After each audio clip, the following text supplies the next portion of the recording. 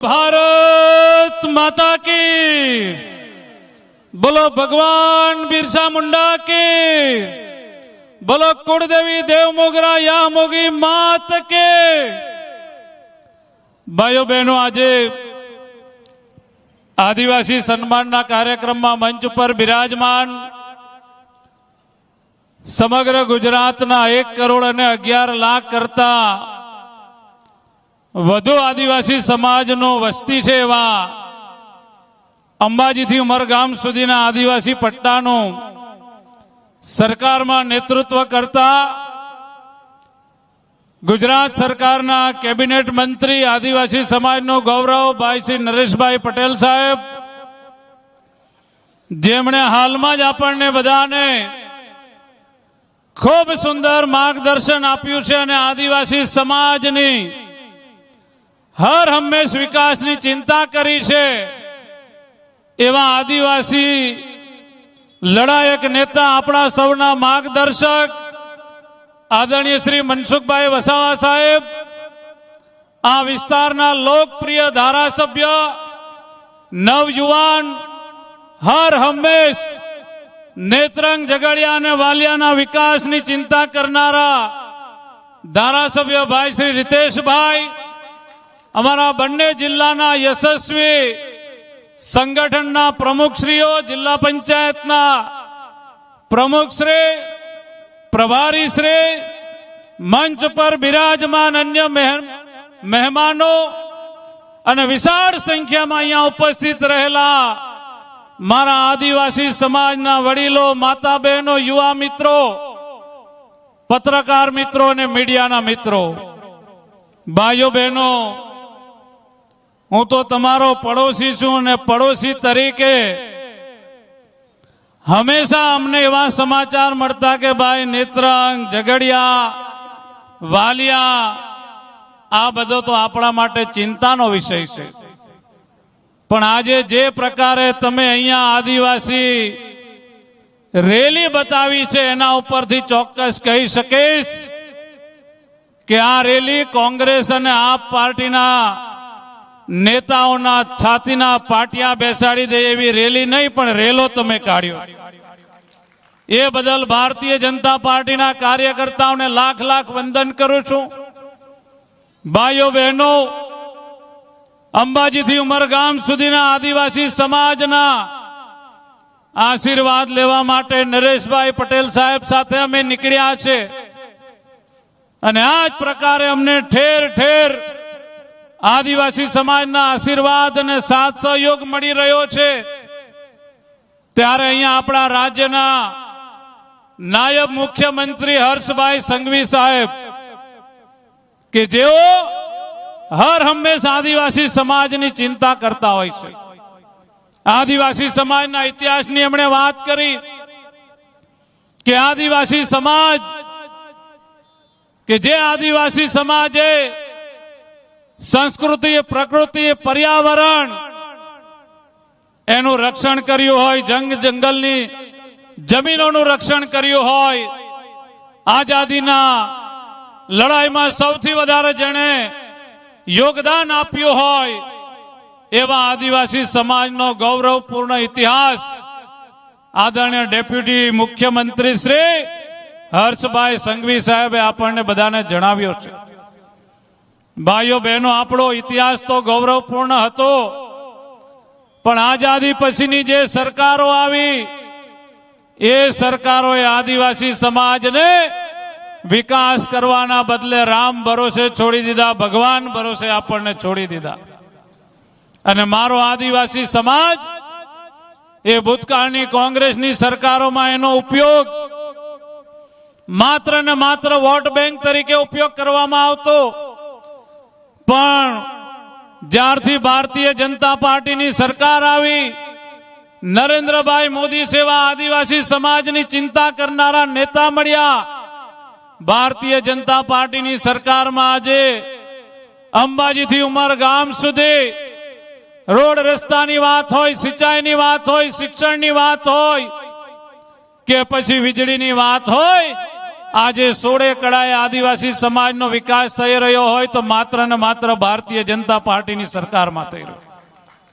ભાઈઓ બહેનો, રાજકીય પાર્ટીઓ તો અનેક છે, પણ એમાં કોંગ્રેસ પાર્ટી અને આપ પાર્ટી માટે હું એટલું ચોક્કસ કહીશ કે આ કોંગ્રેસ પાર્ટી ને આપ પાર્ટી એક નંબરની જૂઠી અને એક નંબરની ચાલુ પાર્ટી છે. ભાઈઓ બહેનો, એક નંબરની જૂઠી ને એક નંબરની ચાલુ પાર્ટી. આ બંને રાજકીય પાર્ટીઓ આદિવાસી વિરોધની માનસિકતા ધરાવતી પાર્ટીઓ છે. કોંગ્રેસનું ઉદાહરણ આદરણીય પ્રધાનમંત્રી નરેન્દ્રભાઈ મોદી સાહેબે લોકસભાની અંદર આપ્યો કે આ દેશના પહેલા પ્રધાનમંત્રી કોંગ્રેસના જવાહરલાલ નહેરુ, એમણે દેશના તમામ મુખ્યમંત્રીઓને કાગળ લખ્યો કે હું અનામત નીતિનો વિરોધ કરું છું. અને એમના પછી જે રાજીવ ગાંધી આવ્યા, એમણે તો એમ કીધું કે આ દેશમાં અનામત આપવી એટલે મંદ બુદ્ધિના લોકોને પ્રોત્સાહન આપવું બરાબર છે.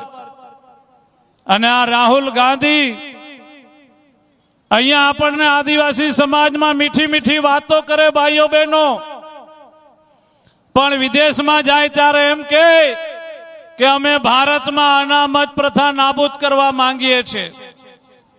તો આ કોંગ્રેસના ચાવવાના દાંત જુદા છે અને બતાવવાના દાંત જુદા છે, અને આપણે બધા ઓળખી લેવાની જરૂર છે. આ પાર્ટીની વાત કરીએ ભાઈઓ બહેનો, વિધાનસભાની ચૂંટણીમાં ડેડિયાપાડાની અંદર વચન આપવામાં આવ્યું હતું કે ડેડિયાપાડામાં આ પાર્ટીના ધારાસભ્યની નિમણૂક થાય, ચૂંટાઈ જાય તો મારા યુવાનોને દર મહિને 3,000 રૂપિયા આપીશું, મફત વીજળી આપીશું, આદિવાસી બહેનોને દર મહિને 3,000 રૂપિયા મળશે. ડેડિયાપાડાના આદિવાસી ભાઈ બહેનોને જઈને પૂછો, ધારાસભ્ય તમારા ચૂંટાઈ ગયા પણ કોઈને મફત વીજળી મળી છે ખરી? ભાઈઓ, કોઈ યુવાનોને બહેનોને 3,000 રૂપિયા મળ્યા છે? અને આવનારી 2027ની ચૂંટણીમાં એ વાતો ભૂલીને આદિવાસી સમાજને છેતરવા માટે આ પાર્ટીના સુપ્રીમો કેજરીવાલે આદિવાસી ધારાસભ્ય ચૈતરભાઈના ખભા ઉપર બંદૂક મૂકીને જાહેરાત કરાવી આદિવાસી રાજ્યની માંગણી કરતી. તો મારે કેજરીવાલને પૂછવું છે કે આ કોઈ 1950ના આદિવાસી ભાઈ બહેનો નથી, આ તો 2026ના નરેન્દ્રભાઈ મોદીના ભણેલા ગણાવેલા આપણા આદિવાસી સમાજના ભાઈઓ બહેનો છે.